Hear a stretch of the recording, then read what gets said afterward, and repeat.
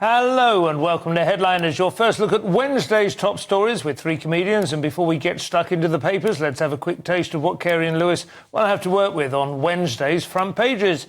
We have The Telegraph. Whitehall reverts to working from home. Their main story, The Express. Do the right thing and back our farmers. The Metro. It's Kate to be back. Guardian. Turmoil in South Korea after president declares martial law. The Sun, Wallace shoved groin in my face on MasterChef, and BBC edited it out. The Mail, Letby is quizzed in jail over more baby deaths. And those are your front pages. So Times first, Kerry, the photograph there of King Charles and Queen Camilla meeting with a sheikh. But what story have you chosen to lead with? We can leave with that one if you like, but... Look, it's a lovely picture, because I've rarely seen anyone tower over the king quite like that. Oh, really?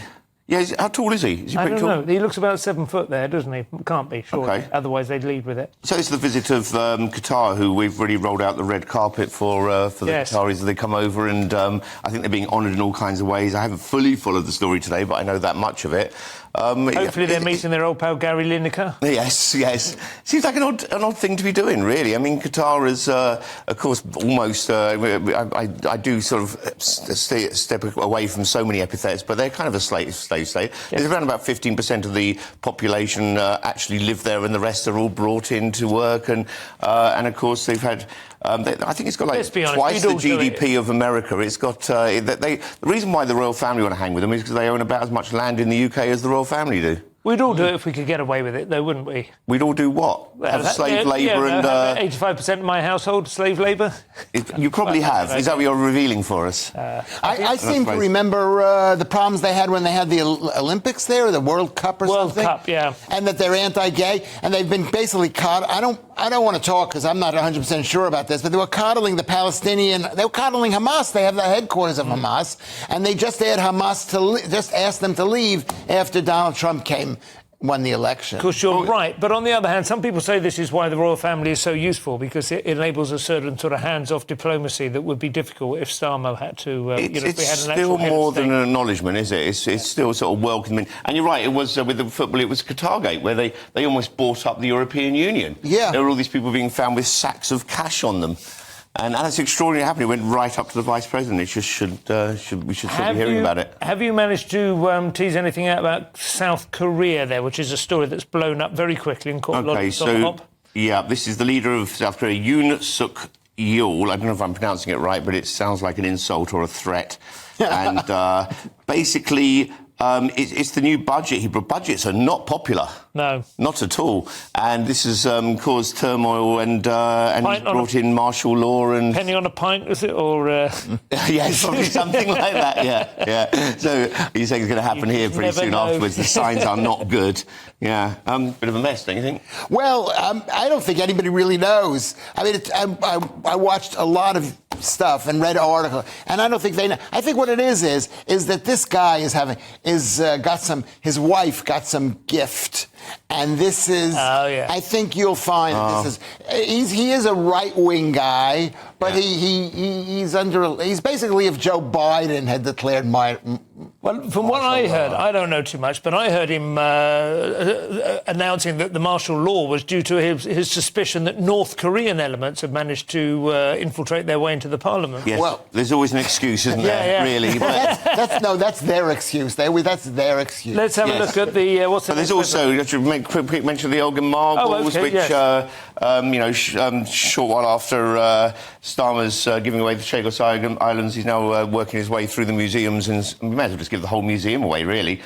Basically, around 200 years ago, Greece lost their marbles and have been acting pretty mad ever since, and they want them back, and we've given them. But I feel they should be paying us rent for looking after them. I think that's reparations. Maybe if they handled it a bit better and said, "Listen, thank you for taking care of them." We polished them. Everything. Yeah, and we'd send them back, and we'd say, "Look at what a great job we did." It might be like the end of the Raiders of the Lost Ark, though, when they're reinstalled in their rightful place. There'll be some kind of unity will be achieved. Some big glow happens. The world rights itself.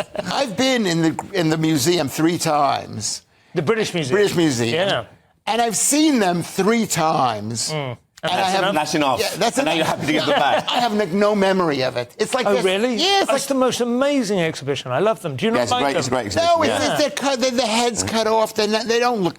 No, they're beautifully. There's more to it than that. Yeah. No, they're outstanding. I think it's a shame. But on the other hand, I mean, the presence of the real object is one thing, but the perfection of the replicas that they could do now, I doubt anyone would know. There are 3 Davids in Florence, and no one knows which one is real. Oh, is that right? Yeah. So that's what you're suggesting we do? Yeah. Replica them up and I say you think can that have is them what back, they'll we do, don't need yeah. them anymore, Or we've they'll gone beyond just that. issue Meta headsets or whatever. Or the Oculus. reverse, Simon. We give them, the fake one. Well, that's true. Who were they to say? Yeah, exactly. Now, let's quit. We have about If a we're going minute to do that, each. we shouldn't be announcing it, really. Yeah. We've blown their cover. A minute each on the remaining papers. Lewis, do you do the Telegraph for us? The Telegraph is nothing but good news. It's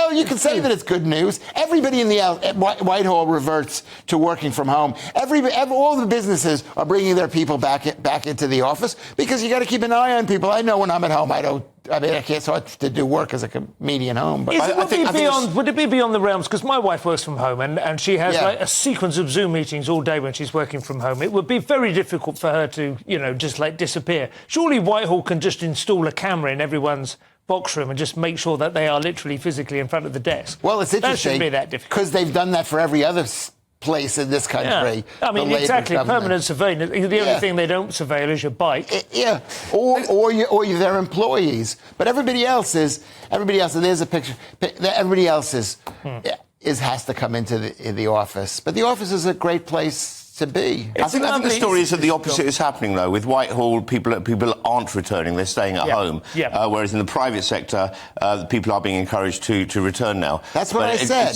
That's what I just said. You didn't really say it was two opposites. No, you were saying yes, I did. Did I not say that? You did not say the private sector at all. The private sector means nothing to you.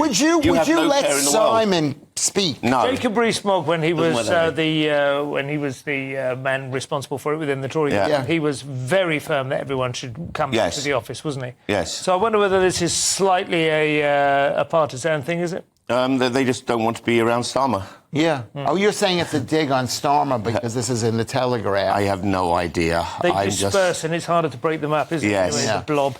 Let's get past that. Kate looks very well, though, and it's nice to see her back. We have The Guardian, Kerry, back to South Korea. Yes, we're back to South Korea, and that's the martial law hasn't ended between this paper and the last one.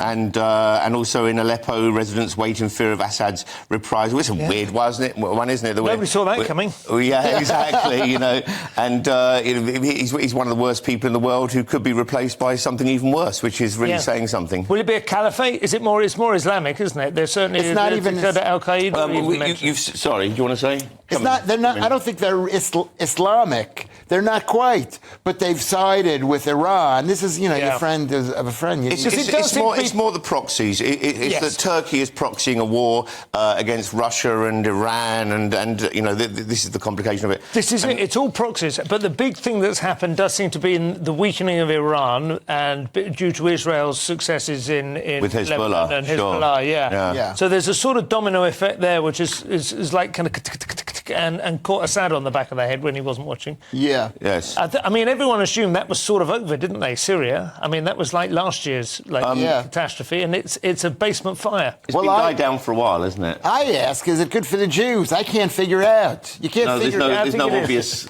way of telling at the moment. No, I think it is. I think it's good for the Jews, good for Israel, it's good for America. Not great for Europe in terms of possibly unleashing another wave of we don't know, though, do we? Because what happened when it originally started, America certainly backed the rebels against Assad, and then that led to the growth of ISIS and so on. So in the Middle East, you never know. The good guys, bad guys, they switch in a second. Absolutely fair. 4. It's Kate to be back in the Metro.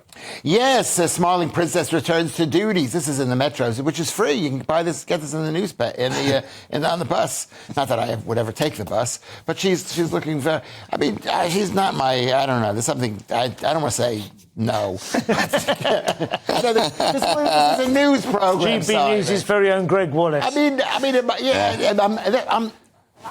There's something about her I like. She's loyal. That's what you want in a wife. Well, she has accepted her duty, hasn't she? She is, there's an obvious contrast to be grown there. But anyway, it's very nice to see her home. Not much else one can say about it. And then finally, let's briefly sidle up to Gregg Wallace and address this issue in The Sun. Yeah, we covered it yesterday, and I said I think about as much as we could say at the time. It's ongoing. We don't know anymore, but some new allegations have turned up which involve bum touching, apparently, allegedly. And they're going to actually, the BBC are actually withdrawing a couple of the programmes now that he's involved in over the Yeah, I think that's a change, isn't it? Yesterday they were refusing to, but... Well, I mean, the general thrust of it seems to be there is some degree of divide, although I think only one kind of voice is getting a lot of media attention, which is to say that the women who are furious and feel that they were maybe not listened to at the time, or... I think the general thrust is the problem. The general thrust, yeah. There's been a bit too much general thrusting. Some people are saying, Kelvin Mackenzie, for instance, friend of this channel, is that the BBC hired him because he was a rough-and-ready greengrocer type, and that's what they wanted, and now... You know, the sort of mood, the national mood about that sort of thing has moved on or has changed, and they're disavowing. Do you think it's a loyalty thing, or do you think that he's actually gone beyond that? I mean, obviously, it's just a personal opinion. Can I tell you what I think? I think this is a really good sign that all this Me Too-ism, let's get on the guy, is like about to fade, because they're all jumping in, and you read so much about it. You know, I'm not saying he hasn't hurt people's feelings. He isn't the bad guy. I mean, he's working class. How could you like him? It's not Weinstein here, is it? No, but I think we're forever finding the thin line, though, isn't it? Because Me Too had some logic and need to it and so on, but there was always stuff that then kind of dived in on top, and we don't know where it starts and ends. But they are diving. It's like there's too much diving. All I'm saying is don't say anything. In the workplace, just don't diving be sexual. As in, Premier League diving. I mean. Both ways, every way. All the people saying, hey, what about me, you know? Because it used to be embarrassing to admit, you know, somebody bothered me at work, and you don't want to say it. Now it's great. Now it's great. Oh, he spoke to me. I was about 12 or 13 when I got my first job on a greengrocer stall, Harry's Fruit and Veg in St Albans Market, and I was subject to all kinds of, verbal sexual innuendos. I don't believe that. You can't help it. Is that true? Is that true? That's why we sit so far away from you. Absolutely to save ourselves. It's probably about time. He does have a look like that of a young boy. You need to go into some sort of therapy and have these memories properly extracted. This is not the place. That's all the front pages. Daily Mail, Kerry, now voting reform is bubbling up again in a party that won 64% of the seats with 34% of the vote. This could be very dangerous territory for them. Yes, it's a talk about moving to proportional representation. So it says Keir Starmer is embarrassed as almost 60 of his MPs back Lib Dem move to ditch first past the post election voting and replace it with a proportional system that could keep Labour in power. It's a bit odd that he's embarrassed about Is he embarrassed about staying in power? I don't think that is quite what it is. They're not wording it well. I don't know whether they stay in power I mean, obviously there'll be another general election. The idea with it. I think they're saying that a coalition would be hard to bring down. He would head a coalition, that's right, yes. I mean, they've been saying that for donkey's years, and that's why they were very keen on PR in about 2011 or something. They had a reference. It's an odd one, though. They're saying the coalition would stay in power as long as the bloc remained united, which is obviously... Yeah. Of course they'd have to. Who puts... If you have a PR thing, you've got to make a list, right? So the list is more central. It becomes a central list. Yeah. And it means that there's less local control. I think it's a mistake. I think the way the system is now is pretty bad. But the thing that people have when they talk about PR that they envisage is that they envisage that everyone is activated to become democratic again and to engage because everyone's vote counts, as it did in the referendum. Sure. Yeah. I think it's a fairer system. Yeah. At the same time, and it also allows smaller parties a chance of getting in. But at the same time, what it does have about a quarter of the vote. Yes, it would do. Yeah. Amazing, But it also makes for a very complicated system and complicated coalitions that are hard to remove. And anything that the Lib Dems recommend. Who are the Lib Dems? Yeah, who were they? They were big ones. They were up for smoking marijuana and what was their other major? And they killed. Right. When they were fun. The guy who was the head tried to kill one of his. Very quickly before the break, AI News, Lewis, and the law is going to attempt to outlaw deep fake porn images, which I suspect is going to make the war on drugs look winnable. Yeah. Well, this is creating deep fake sexual images to be made a criminal offence. It's basically, I didn't really understand the whole thing, but it's against the law to post a deep fake of somebody else's thing. I can understand that. You're using somebody else's image and you're making them look naked, and people don't want to look naked. But this is saying you can't even make it for your home use. You don't want to take a picture of Natalie. You just have to use coloured pencils like I did. Yeah, but you know what? That could be considered a deep fake. too much coming out of this program. So yes, it's. I was kidding when I said about doing it. But I had to drag it down. Go on, yes, very quickly. And they're also changing it to be about consent rather than about intent, which is quite interesting. Yeah. So it's the making of the images, and this was a private member bill hosted by Baroness Owen of Alderley Edge, which is a great title to have. Wonderful. I saw a picture of them all naked that I made myself, touching each other, and that would be illegal now. Alderley Edge, the sleepers under the hill in the weird stone of Brisingammon. Yes, very nice. Inspired her. Anyway, time for some messages from our sponsors. See you after to find out about anti-Semitism in the Oxford Union.